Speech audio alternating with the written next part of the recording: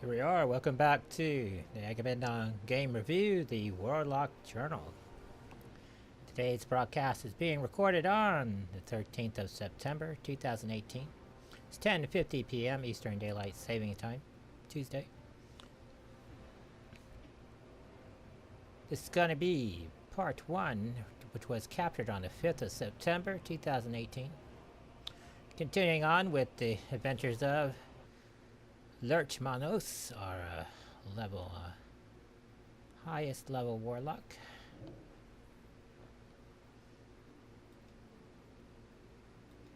As of the 13th of September, he just made level 120, and he's completed the quest for the first two areas of Zandalar.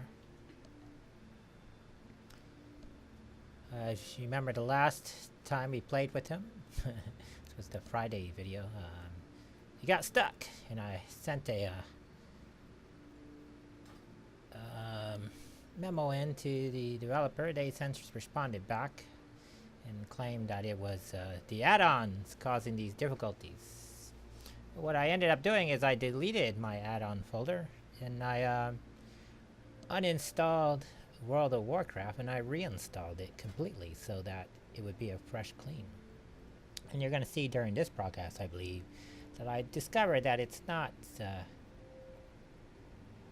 the add-ons that's the issue. Here's what the reply of Blizzard was. Game Master, what's his name? Can't pronounce that.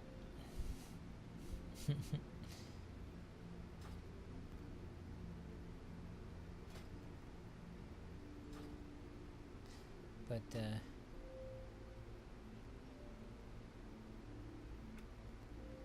see, I reloaded those back in, but prior to the recording, I discovered that it wasn't the add-ons. However, I'm going to check it right here.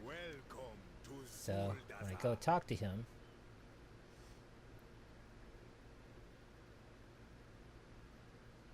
see, we continue on. Now I can select it. See, the add-ons they're in, but they're not loaded up, and I completely deleted that folder and reinstalled the software. So now here's the test.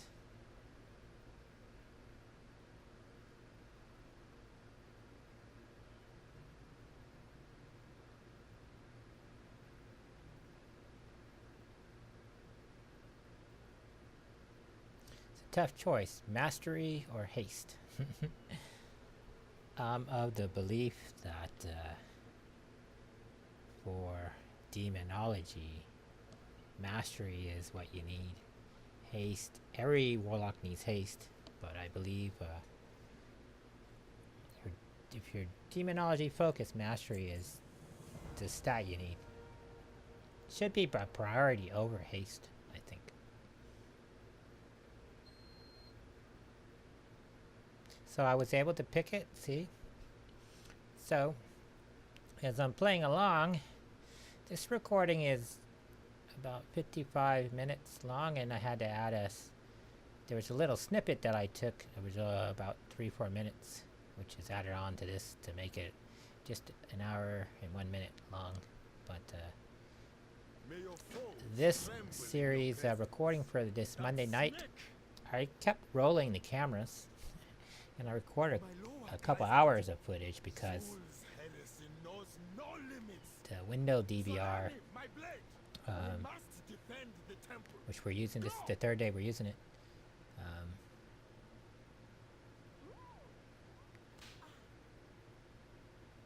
was already compressing the file in a MP4 and not an AVI, so we had plenty of room. We weren't going to run out of any memory, and I decided to take advantage of it. So here I am starting details. Reload the UI.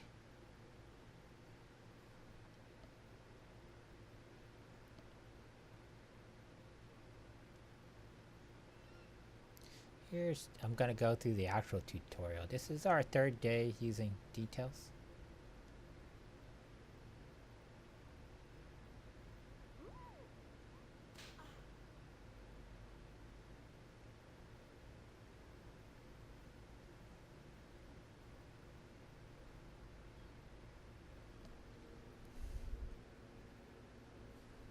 It's giving us the basic tour here.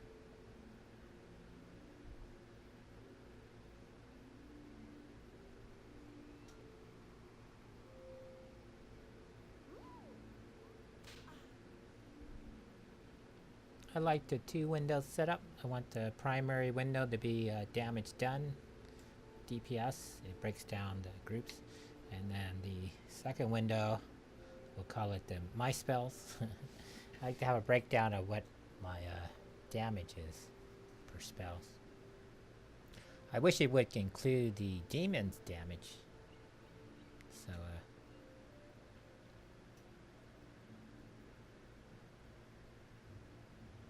damage done. But if you set the damage done to everything instead of standard, it does give you the pets damage too. But then it gives you everybody standing around you damage. So.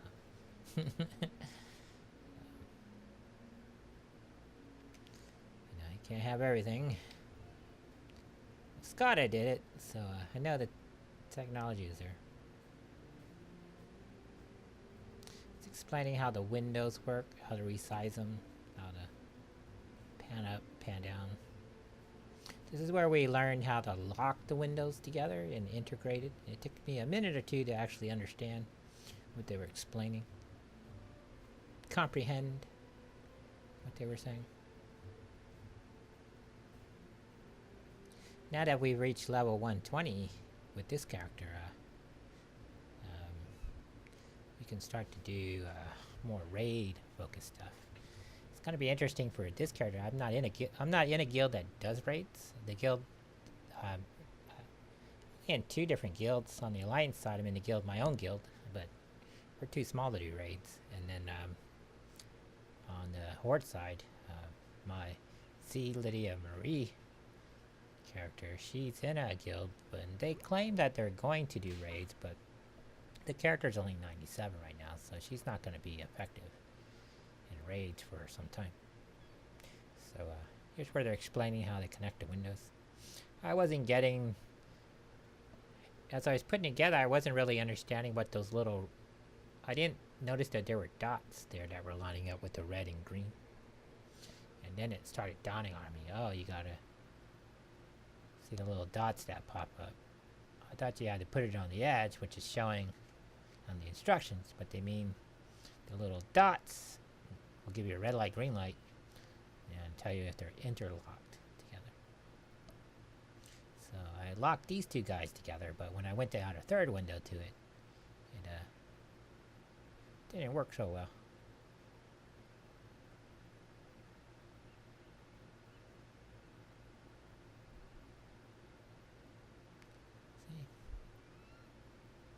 See, it's red there, red dots. I wasn't picking that up at this point. I'm kind of being dense at this moment, and wasn't really feeling it. But I know that I'm not doing something right. What's going on right here? But reading the instructions, I'm looking at the little pictures they show. And, in the pictures, they're not showing the little red dots. At least I can't see them.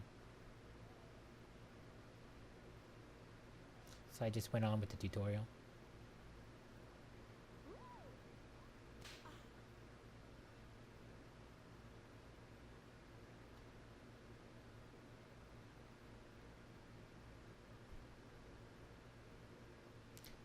Yeah, I see how you can arrow over and it gives you a breakdown that list. If I could get that list as a permanent window, I would be super happy, but I can't. And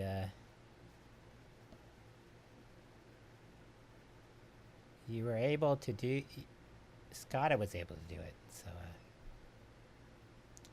I don't want to say I'm upset or pissed off or anything like, because I'm not, but it would be silly. But feel my life is incomplete because the details doesn't do that. It does it in a roundabout way, but there's a process. It just doesn't. You just can't click on it and it does it, which Scada could do. Click on it and it would do it. Okay, so I think I got the idea of it. I finished reading. I'll park those up here. So there's where I'm starting to figure out the green light stuff. See, they're red and green. Although I'm not really seeing them at this point. I accidentally locked these two windows together. It tells me, oh, you successfully did it. Yay.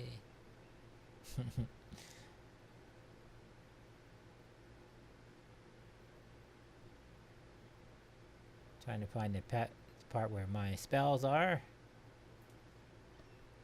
But it's under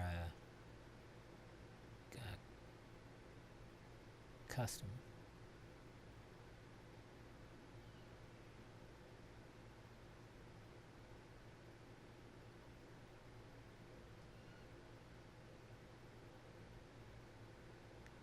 It's kind of annoying me is there's little things in the way. It won't go away.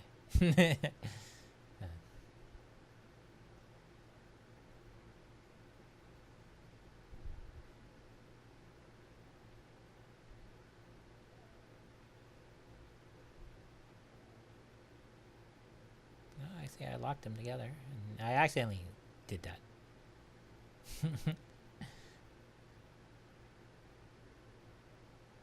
But it dawns on me a little bit around when I try to do the third one, and it doesn't, like, they don't lock together, and I kind of stumble upon it. Though the green and red lights are there to guide you.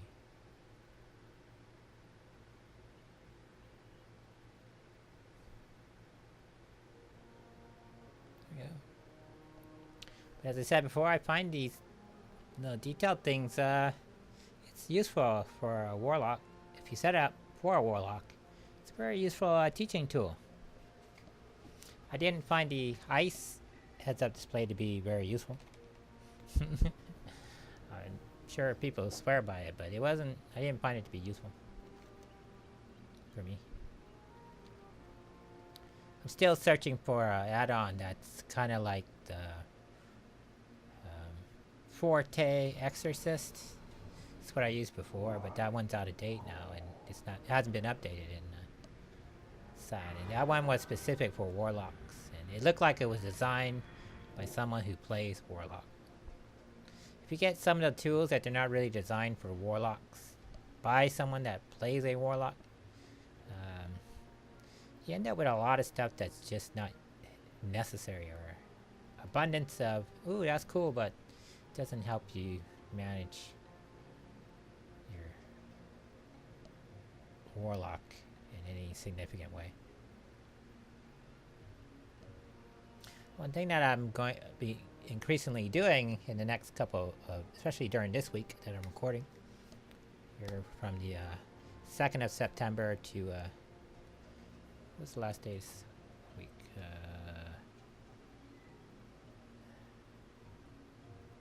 Yeah, 2nd was Sunday, 5th is Wednesday, 6th and 7th.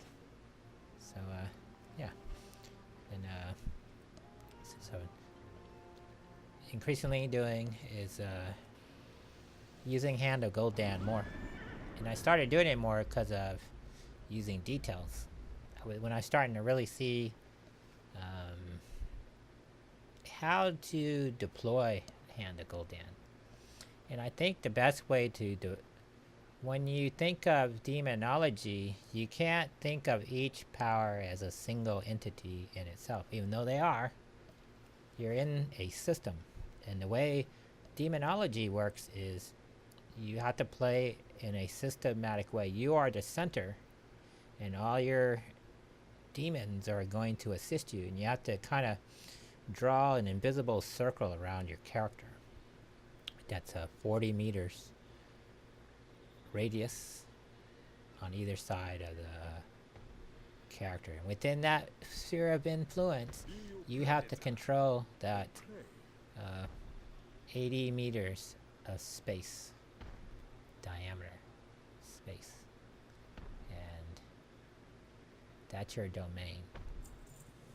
And I'm at this point in my career, I believe that demonology sole purpose on a team is to control ads, control mobs, and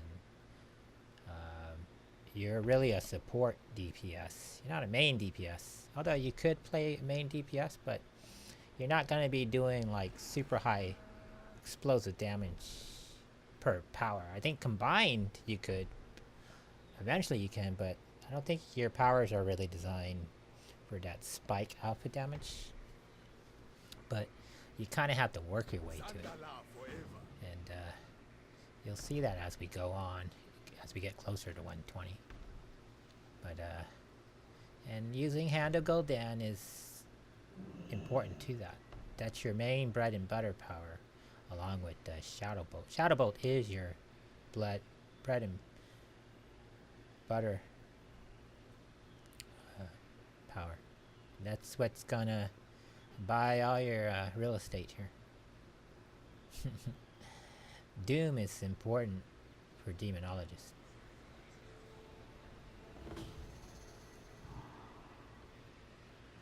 So we're going to clear off this platform.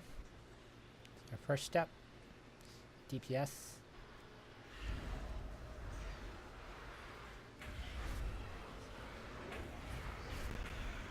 One thing that I'm exploring with demonology is your character is more tankier than the other two warlocks, which means I feel with your melee weapons, the way they're designed is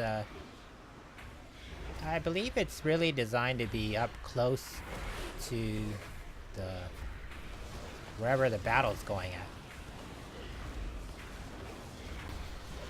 And a lot of your Azeroth powers are going to be, you have two type, as I'm reading through them and gaining them, it seems to be divided in two camps. You either have powers that mitigate damage or absorb damage, or powers that heal you as you're being damaged.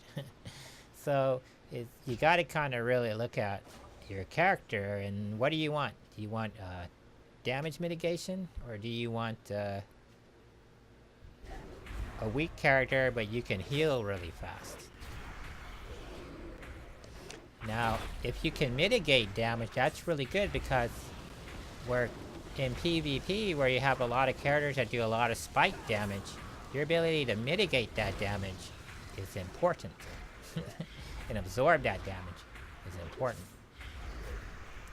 And I find that if you go the healing route, you will eventually overcome them, but you're generally not good against high spike damage. And when you're doing a player versus player kind of thing, most people are going to try to kill you and just skip over your demons. Where in PvE, it's not always the case.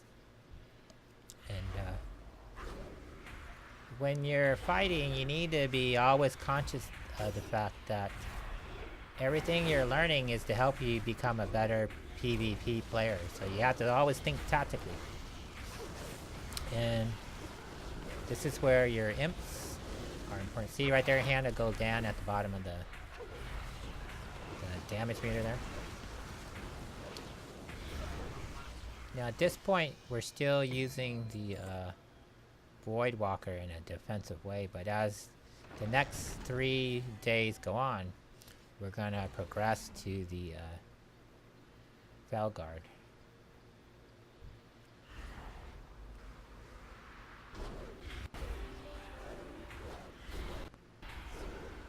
At this point of last week, I wasn't yet committed to the Hand of Gul'dan thing. I was just experimenting with it.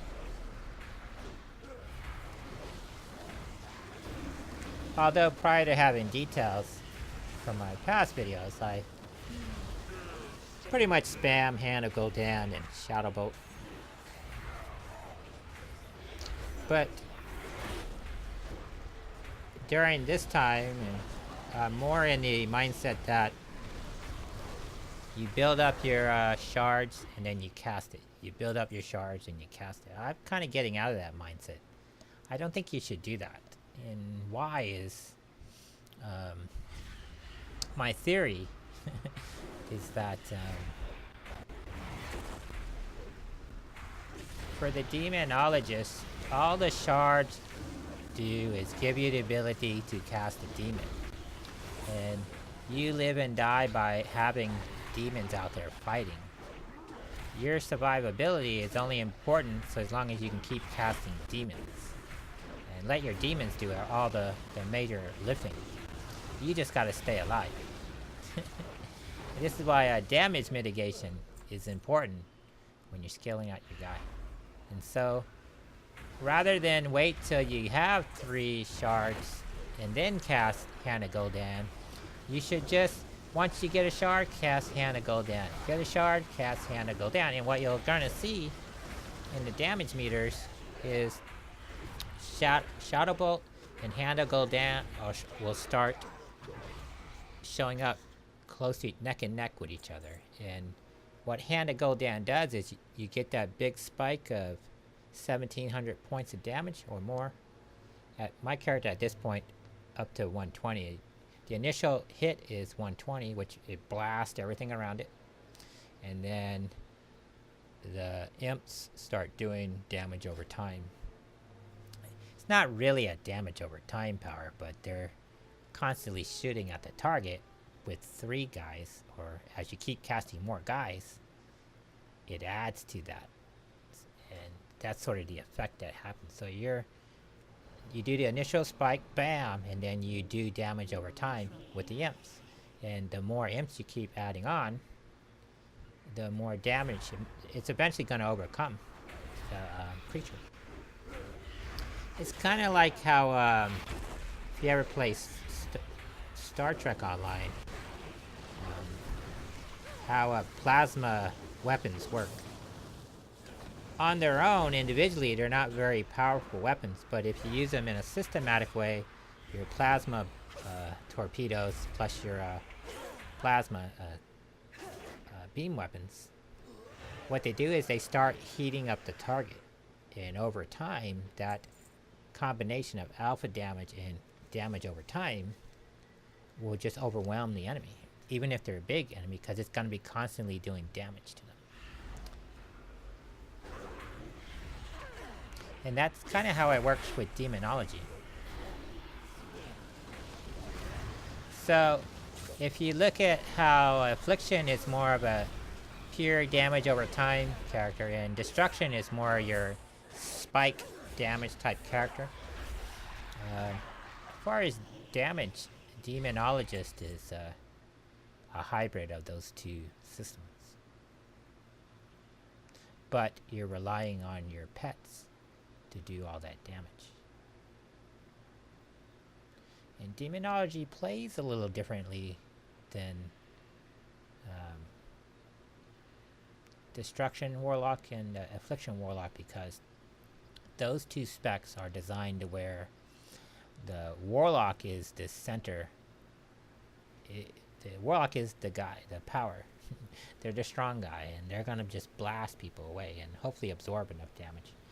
And then so your pets are really there more of a defensive thing. You put them in a defensive mode and they sort of support your attack, but you're the main guy. So you want your stats, a lot of haste, a lot of critical strike, and maybe some mastery.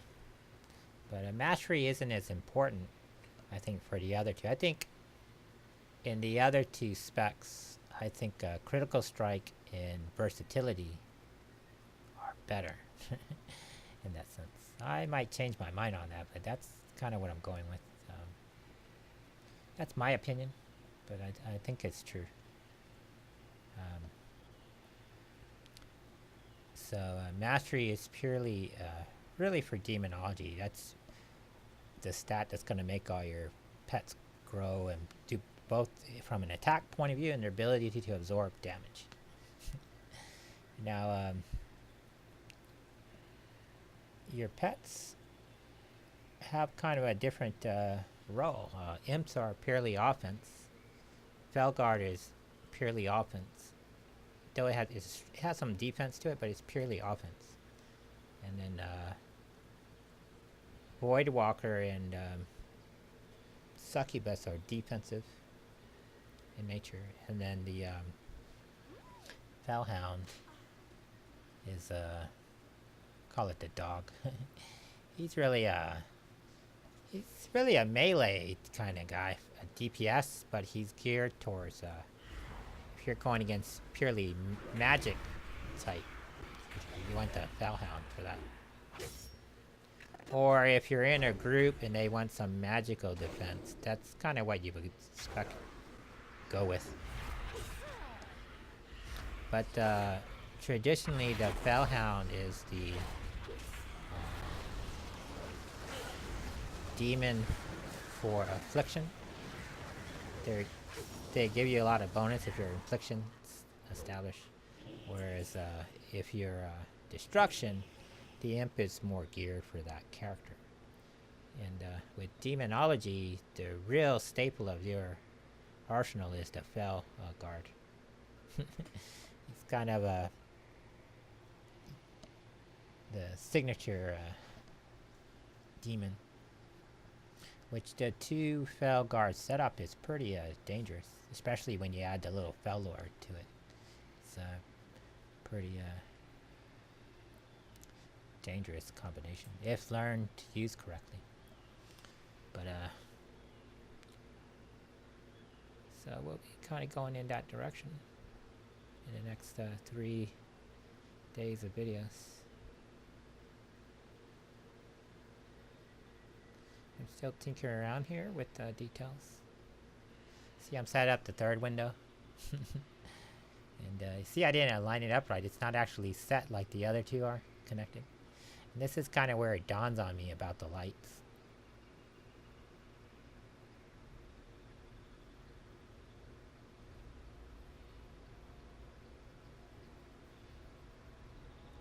I like to be able to get all the pet information in this 3rd window, but I don't see a custom setting for that. Imagine I can make one, but I don't know how to do it. So I went and set this up, damage done, but I set it for everything and not specific like the one on the left. Because it does give you the damage of the total damage from the pet. And then the spells gives you a breakdown of that damage. That's sort of what I want.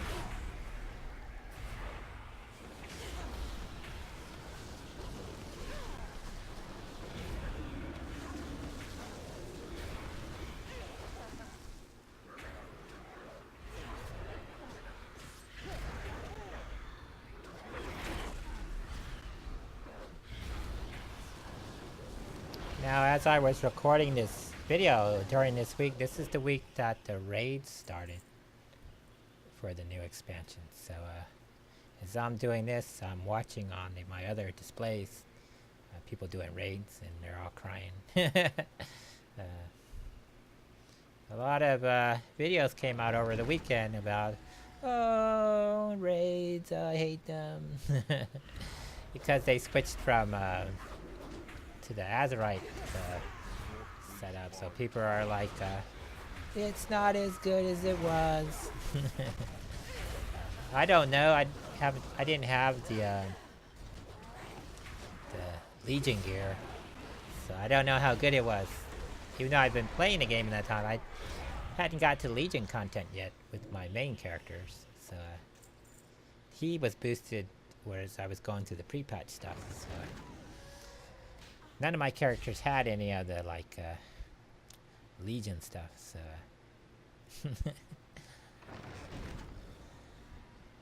I thought it was best not to waste my time in getting that stuff because I didn't want to know how good it was.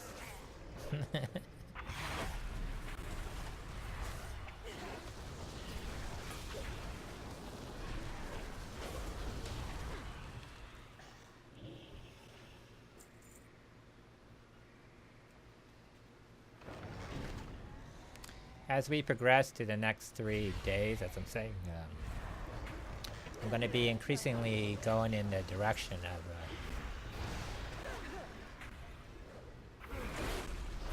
controlling that 80 meters of space around my 80 meter diameter space around my character here.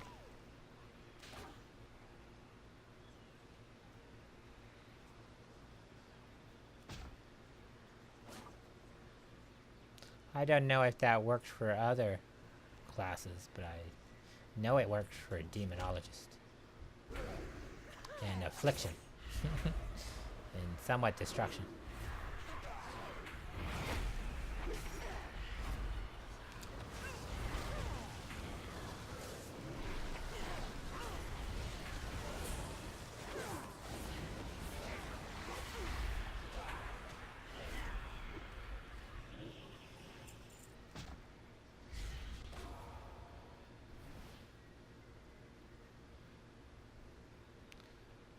Also, from this point going forward in the story, from a quest and role-playing kind of perspective, this is where all the main story comes out here in between the 5th of September and the 13th of September videos. All the key stuff going on for the Horde happens in this time.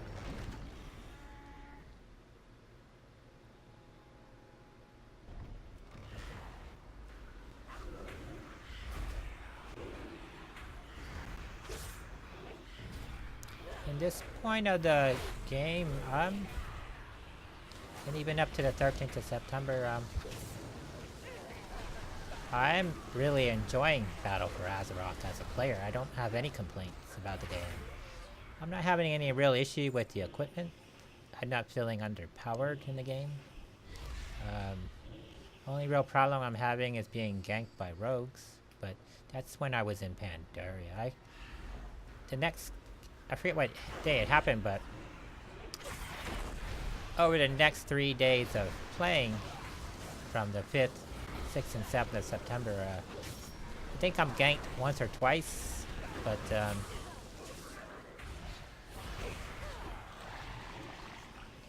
it doesn't really bother me.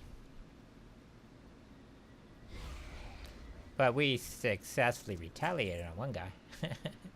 We were 116 and he was 120, and then we knocked him out. That was a highlight.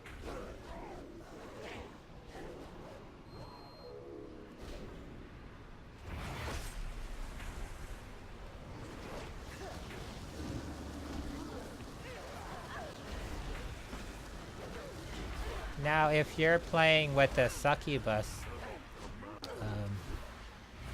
she used to do the seduction on her own. Like, she would pick the target for you. But that's not the way she plays now. You have to manually control the seduction. Which, if you're playing demonology, don't get too single target focused. You have to really learn how to target with your tab. And remember, you're controlling that 80 meter diameter space around your character. That's what you're trying to do. Let your pets worry about killing everybody in that space, but you gotta control the team. You gotta control your little band of horde here.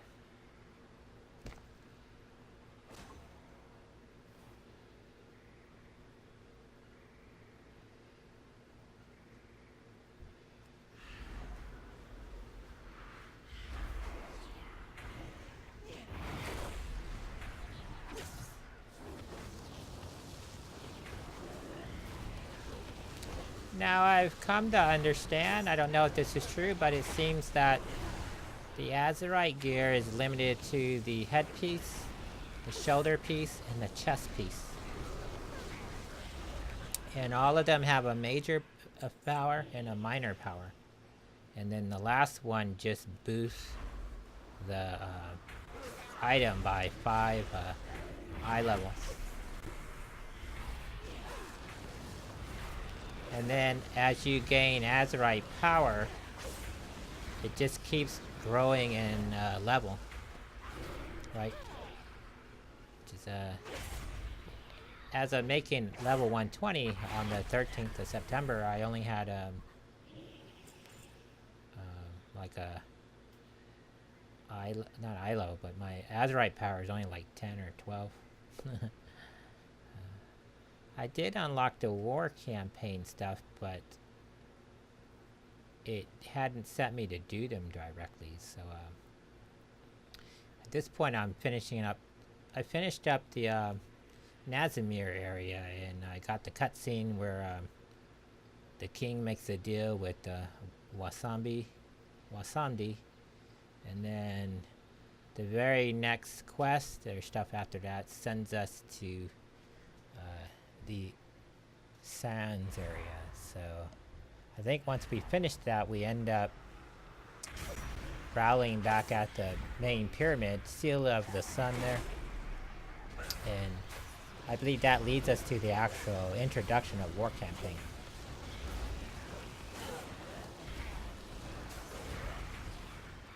Because when I went back to the Windcaller, they sent me to talk to the PvP area, and it just introduced a new battleground area and stuff. And I was already familiar with that, so I went back to doing the quest stuff.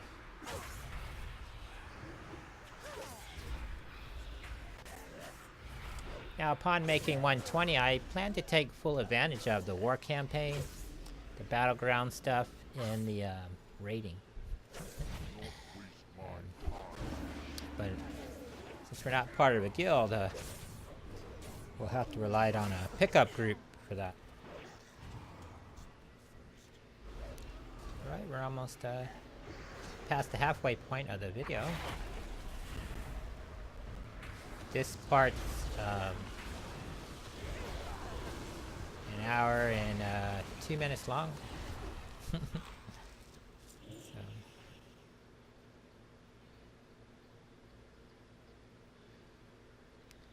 I felt that the footage that we captured on the 5th, 6th, and 7th were the most pivotal parts from the quest, and tying in with the larger story of what's happening in Azeroth. And at this point, I'm really liking details now. In the video being the 5th of September, I'm liking it. It's providing kind of what I want, and I'm getting a better sense of my powers now. I don't know what those numbers actually mean. I just know that the high ones are at the top and the low ones are at the bottom. I know my overall damage is there, and my measure of central tendency is in the brackets. And then the spread of damage is in the second panel. And then the auxiliary damage from the pets are on the right panel.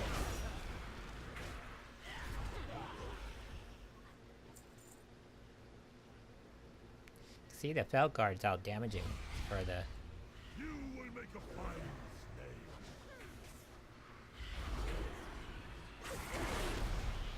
slave. The succubus is doing a lot of damage.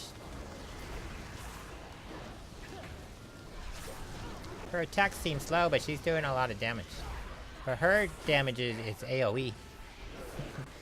Her Lash of Pain is a AoE power.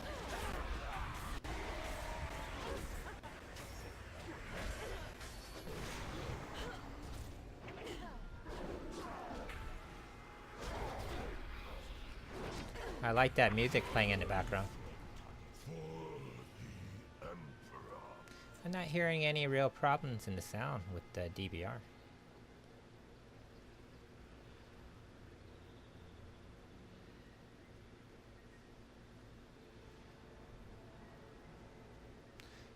got confused here in the story because it was saying go to this spot to talk to the king, but he wasn't there yet. And I kept running up there, and then I ended up going back to where I started the quest from, and that's where the king was.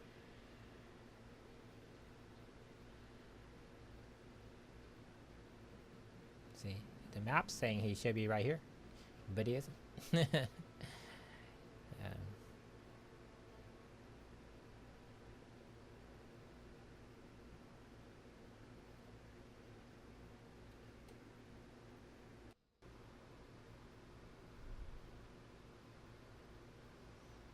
We ended up going over here and killing these guys a couple times.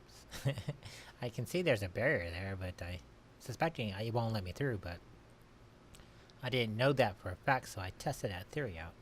I was like, well, maybe these guys have something to do with those barriers, because they're the same color. The little glowy auras are the same colors. That little fist thing, what it is calling the Fellhound. And what that does is it dispels the or it affects the magic demons.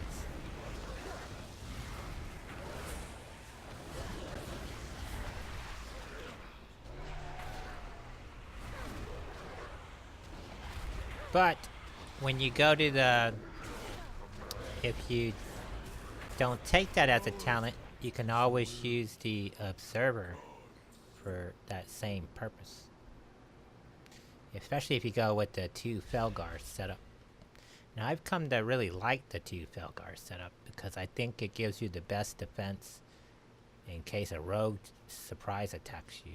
Because they're always invisible and they always attack from behind. And you never know where that's going to be. The problem that creates on a tactical level is that you have to use the summon Felguard sparingly, because he's going to have a cooldown of 2 minutes. So, if the battle lasts 30 seconds, you have to wait another minute and 30 seconds and hope that a rogue doesn't attack you.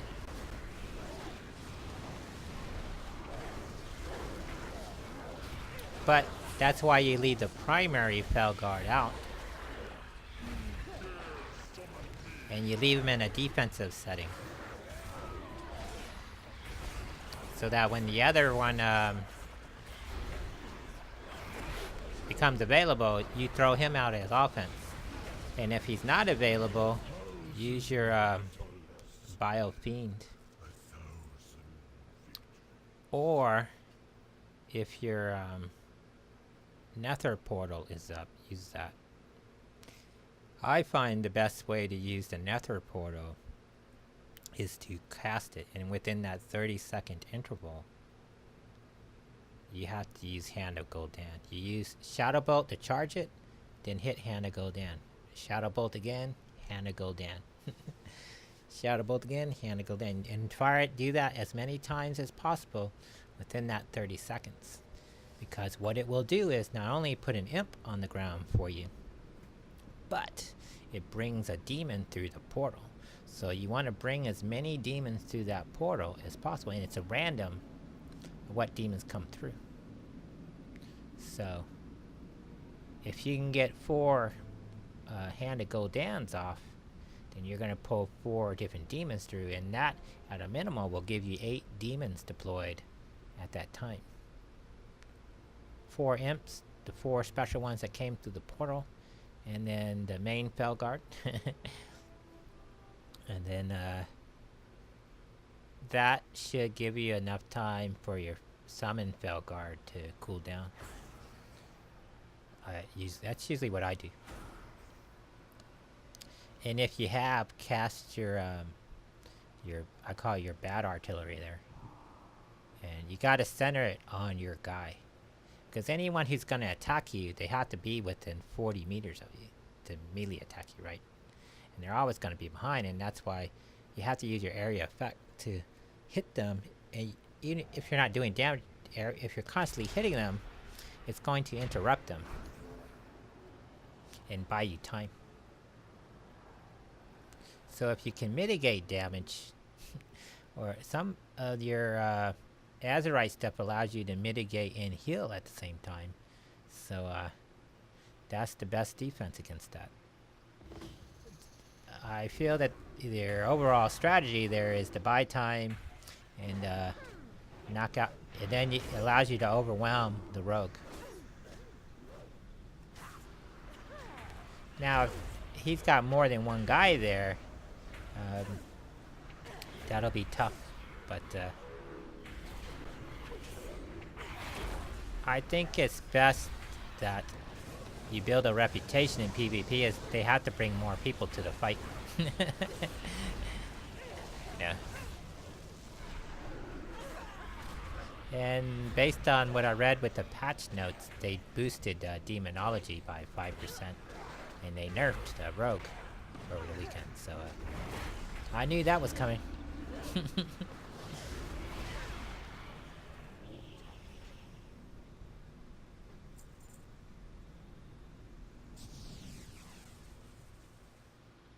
I think it's fair. A lot of those guys are flavor of the month. A lot of rogues are flavor of the month type of players, where they get something and everybody goes out and starts doing that. And then what ends up happening is they get nerfed. Which is why Warlock, you can't go out there and just start willy-nilly everybody. Or the developers are watching that.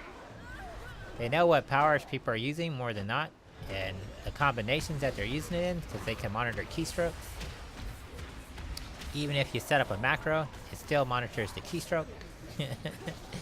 And they'll nerf the hell out of that stuff. Nerf the hell out of it. Which is why in these games you should never abuse. If something ends up sort of giving another player like a mechanical edge in the game, if people abuse that, which they do, that's why it ends up getting nerfed.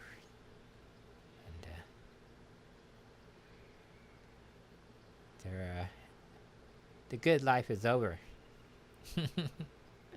Now they gotta really work for it. I like these little things that pop up in here, and that's kind of what I figured out these stars are on the maps. When Battle for Azeroth started, I was noticing all these little gold stars on the minimap. I was wondering what that was. And wherever you go, that's where these little bonus things pop up, objectives pop up. And I don't know if they're dailies, if they're tied to Pacific Quest, or they get resets. But I like that. It's kind of an added feature. And I noticed they're putting treasure chests back into the game. You don't realize that until you hit 116 or higher. You start seeing all these treasure chests everywhere.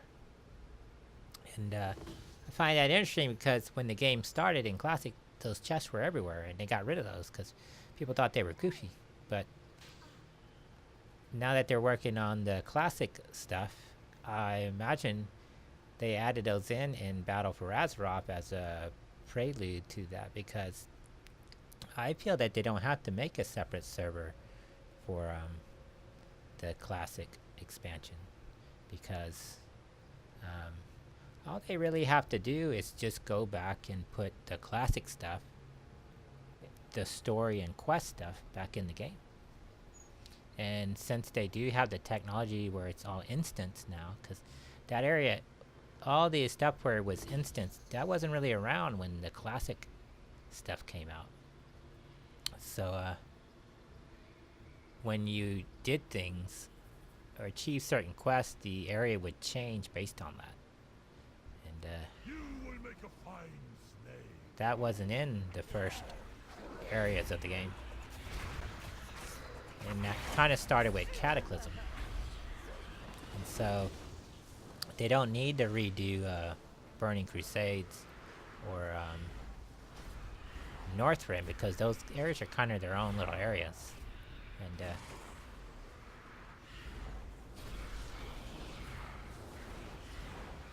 however, they do need to tie in the stuff where you go do the battle in Lordaeron for the Undercity and stuff. And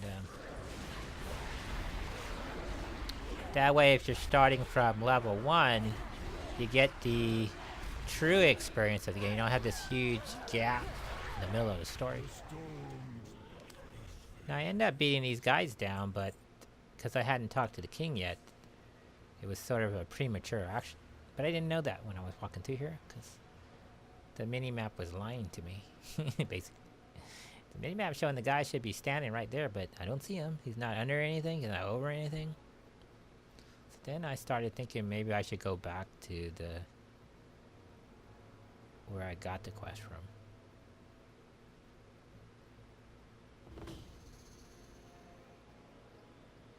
Here's another bonus thing. Alright, I only got 10% more to do, so I figure I'd just kill a couple more things. One thing that's kind of popped up in my mind, I was hearing it over the week, is people were comparing Everquest and World of Warcraft.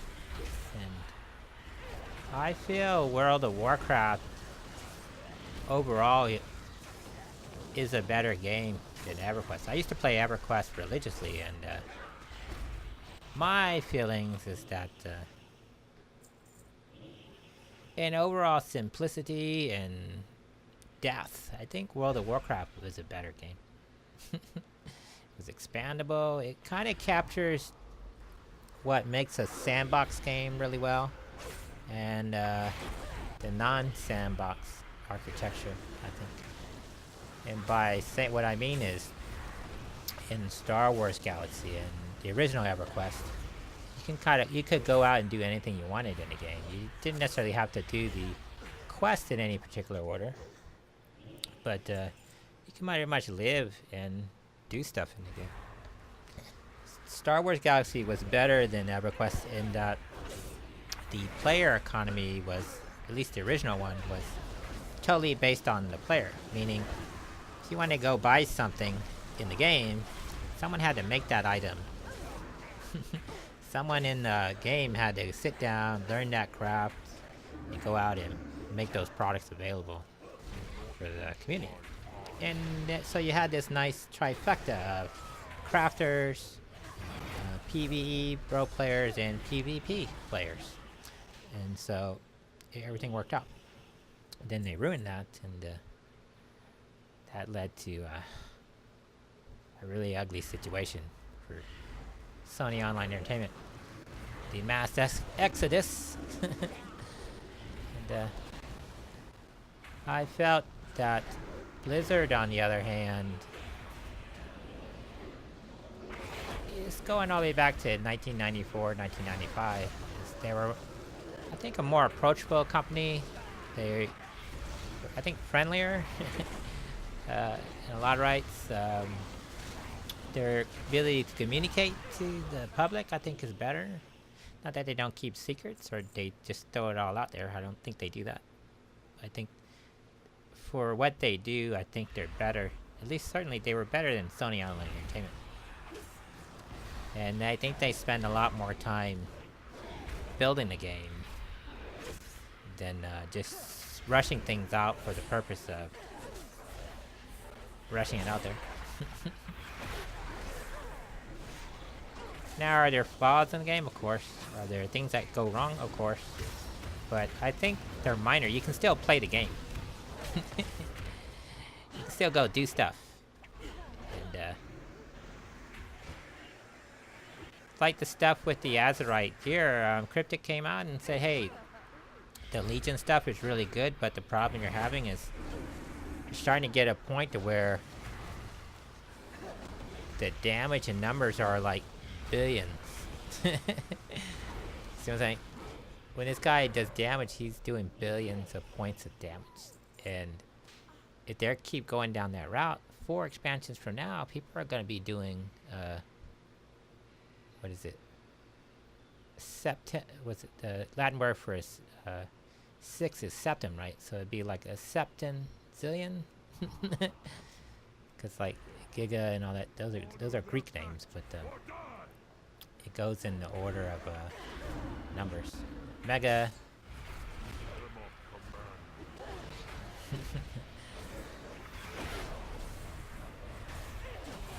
Kilo, Mega, so forth. Those are Actually, Greek references.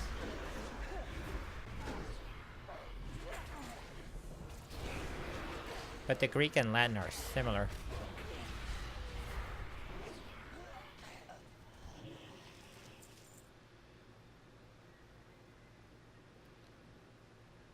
But I got that bonus thing done, so giving this thing one more chance. I know I didn't miss anything, but figured I'd run back here and leave no stone unturned. If not, I'd run back to the quest giver.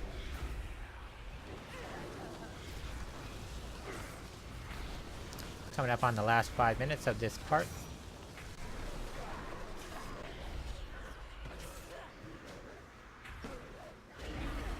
Now on the 5th of September, the day this video was being captured, I captured about 4.5 hours of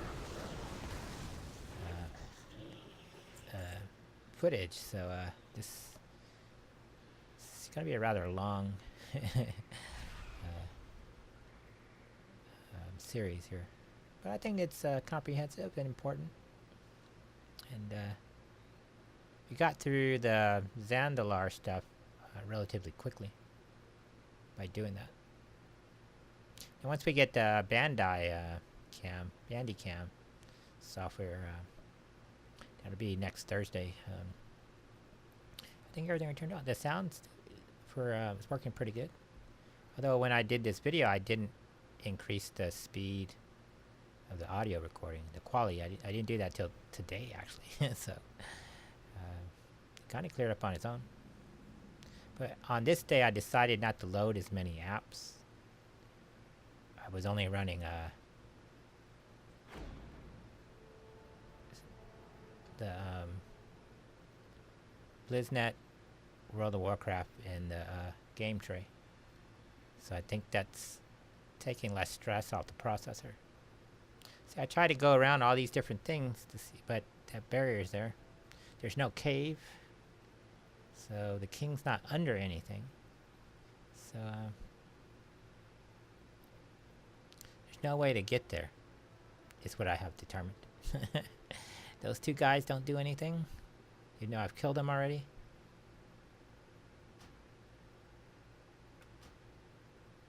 This is where I logged out for a couple minutes.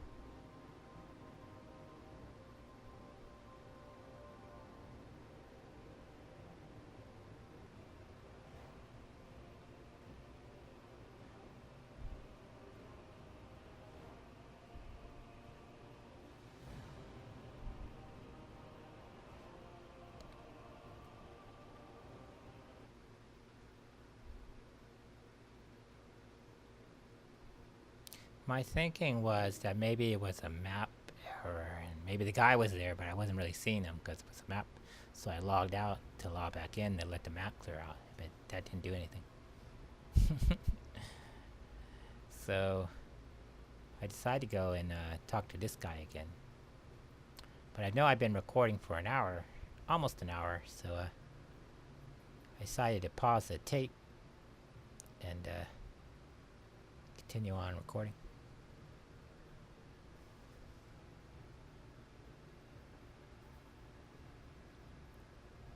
So I decided to run back here.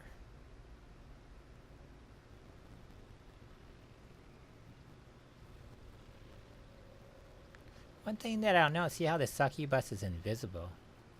I've always wondered if when a rogue comes to attack you in the other faction, do they see the succubus? Is she invisible to them? I know if I was on the same faction with like horde people, you can see their name. But when the other faction is there, can you see their names? I've never seen it from the other side, so I don't know. Something I always wanted to know. And the audio's all messed up now.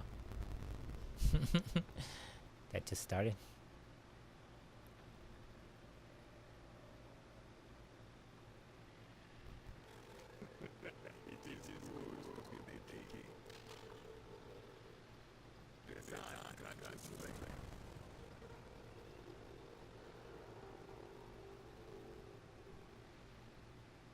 For some reason logging out and logging me back in has affected the game DVR. You see, for 55 minutes there wasn't an issue. Now there is. So we got the thing, we cleared it out, now we gotta run back and talk to that guy. We're gonna pick it up in the next part. Part 2. For the 5th of September.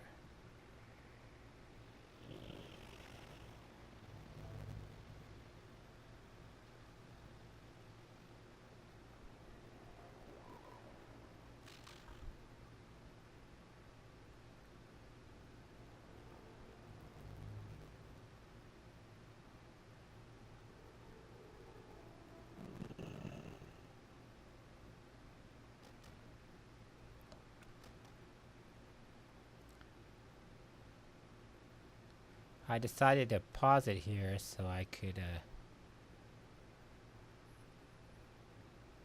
change out the tape.